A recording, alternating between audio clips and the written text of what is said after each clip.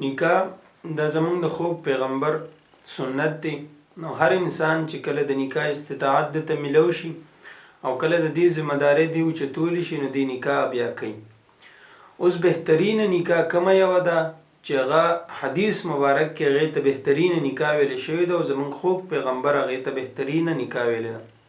په مسند ابن اسحاق کې یو روایت دی، هغه حضرت عایشه رضی الله تعالی عنه فرمایي چې نبی علیہ السلام فرمایلی چې بېشکه د برکت په اعتبار سره د ټولو نه غټه نکاح هغه ده چې د کمې اخراجات یعنی کمې خرچې وي هغه کمي. نو دې حدیث مبارک نه اندازه کولی شي چې یو نکاح هغه په کمو خرچو سره وشي، د یو نکاح اخراجات کم وي، دغه نکاح د بهترینه نکاح ده، دغه نکاح د برکت په اعتبار سره غټه نکاح ده. داسې به نه کوي چې انسان د خپل وس نه، د خپل طاقت نه، د خپل استطاعت نه هغه زیاتې په ځان باندې قرضې راړي او په ځان باندې خرچې راړي چې بیا د هغې بوج اوچتولی نشي او په هغې طریقې سره دې نکاح کوي او وروسته چې بیا کم د قرض خوا دي هغه راځي او په ده باندې دبه ورچي. نو د هغې نه بهتره دا ده چې یاره دې په کمو اخراجاتو سره خپله نکاح وکړي، په کمې خرچې سره خپله نکاح وکړي.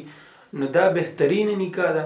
د دنیا په اعتبار سره هم برکتي ده، ځکه دنیوي فایده هم دته ورسېده، دنیوي نقصاناتو نه هم بچ شو. دویمه خبره دا ده چې اخروي فایده هم دته میلاویږي، ځکه چې حدیث مبارک کې دې ته بهترینه نکاح ویلې شوه او ته د دې د وجې نه وکړې چې نبي علیه السلام ورته بهترینه نکاح ویلې ده، د برکت نکاح یې ورته ویلې ده. نو په دې اعتبار سره تا ته د دې ثواب هم میلاو شو. نو دنیوي فایده درته هم میلاویږي، اخروي فایده درته هم میلاویږي. یو طرف ته ستا نقصان دی، یو طرف ته د ستا هغه په ځان باندې خرچې راړول دي، بل طرف ته ستا دنیوي او اخروي دواړه فایده ده. نو ته به کم طرف ته ځې، خو ته به هغه طرف ته ځې چې ستا اخروي او دنیوي دواړه فایده په هغې کې شاملي، دواړه فایدې تا ته حاصلیږي. نو تاله پکار دي چې په کمې خرچې سره ته خپله نکاح وکړي چې د ستا د وس نه بهر ده، ستا د طاقت نه بهر ده. ځکه نبي علیه السلام خپلې نکاح هم کړې ده، د خپلو چې کم لوریانې وې د هغې نکاح یې هم کړې ده. نو هغې په سادګۍ سره کړې ده، په ښې طریقې سره یې کړې ده، په کمو خرچو سره یې کړې ده.